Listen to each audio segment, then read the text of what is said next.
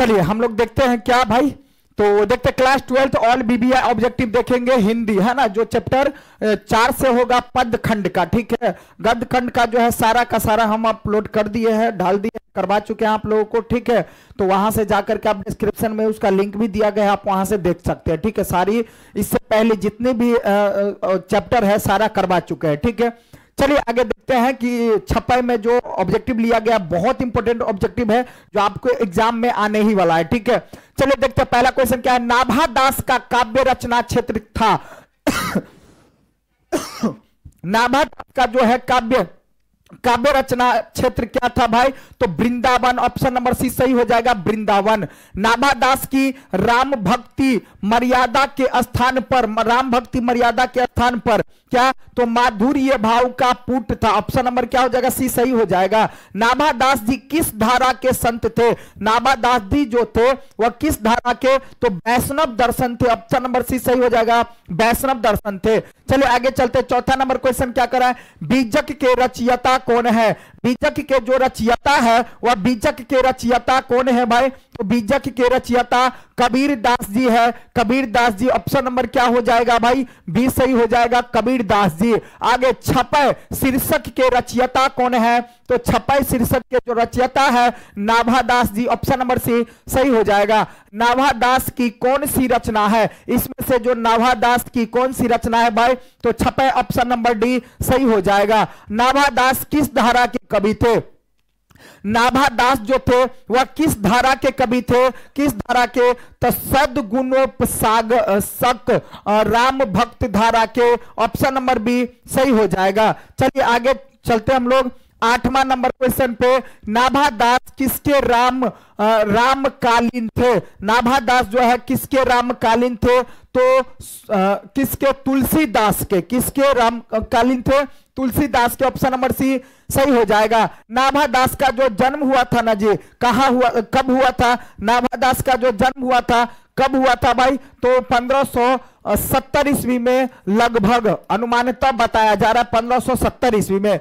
चलिए आगे क्या 10वां नंबर क्वेश्चन, किसकी कविता को सुनकर कवि नाभा दास सिर झुका लेते हैं, किसकी कविता को सुनकर के, तो सूरदास की कविता को सुनकर के, ऑप्शन नंबर क्या हो जाएगा, ए सही हो जाएगा। कौन सी रचना नाभा दास की है, कौन सी रचना जो है भाई नाभा दास की है, तो कौन सी रचना नाभा दास की है इसमें, तो भक्त काल, ऑप्शन नंबर क्या हो जाएगा, भक्त काल, बी, ऑप्शन नंबर बी सही हो जाएगा। नाभा दास का जो अस्थाई निवास कहां था, तो नाभा दास का जो भाई अस्थाई निवास था ना वह वृंदावन था, ऑप्शन नंबर ए सही हो जाएगा। संपूर्ण भक्तमाल में किस छंद की व्यंजना है, किस छंद की जो है भाई व्यंजना है, तो ये जो है छपय, ऑप्शन नंबर क्या हो जाएगा, सी सही हो जाएगा।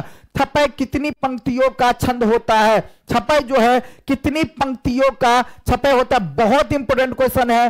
छपय जो है 6 पंक्तियों का, ऑप्शन नंबर क्या हो जाएगा, सी सही हो जाएगा, 6 पंक्तियों का।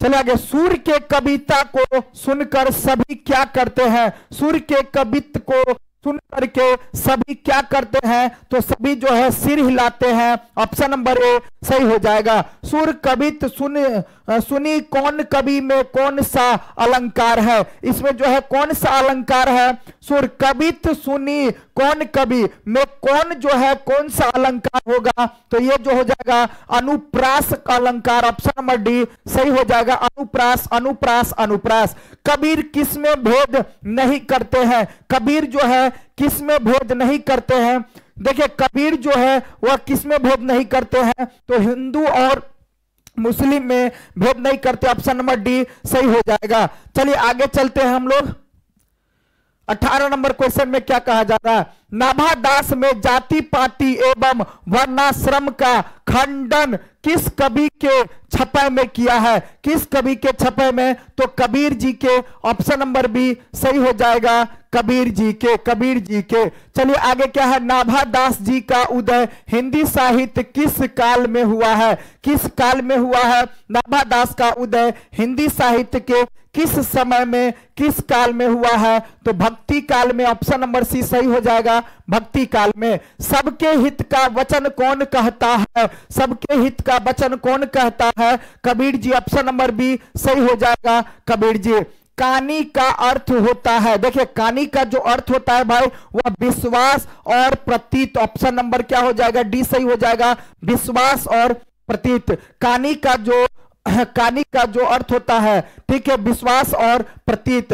आगे 22 नंबर में क्या कहा जा रहा है, नाभादास के दीक्षा गुरु, नाभादास के जो दीक्षा गुरु थे वह कौन थे, तो स्वामी अग्रदास, स्वामी अग्रदास या अग्र अली, क्या हो जाएगा, ऑप्शन नंबर ए सही हो जाएगा। भक्त मल के रचयिता कौन है, तो कौन है, तो ये हो जाएगा नाभादास जी, ऑप्शन नंबर डी सही हो जाएगा, नाभादास जी। चलिए आगे देखते हैं हम लोग 24 नंबर क्वेश्चन में क्या कहा जा रहा है भाई, 24 नंबर में कहा जा रहा है कि विमल बुद्धि हो तासुकी जो यह गनो श्रवणनी धरे, यह पंक्ति किस शीर्ष कविता से है, किस शीर्ष कविता से है, तो ऑप्शन नंबर क्या हो जाएगा, छपे हो जाएगा, ऑप्शन नंबर क्या हो जाएगा भाई, छपे हो जाएगा, डी सही हो जाएगा, ऑप्शन नंबर डी सही हो जाएगा। नाभादास जी किसके शिष्य थे, नाभादास जी जो है किसके शिष्य थे, नाभादास जी किसके शिष्य थे, तो नाभादास जी स्वामी अग्रदास के शिष्य थे या अग्र अली कह दे, ठीक है, ऑप्शन नंबर सी सही हो जाएगा।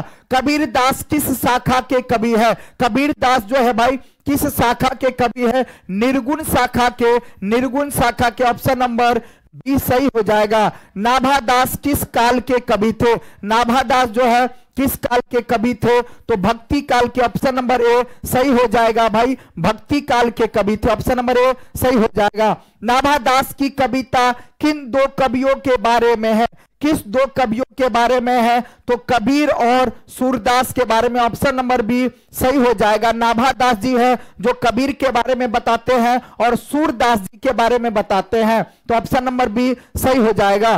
तो 28 क्वेश्चन जो था ऑब्जेक्टिव बहुत इंपोर्टेंट था, जो आपके एग्जाम में आएगा ही आएगा, ठीक है।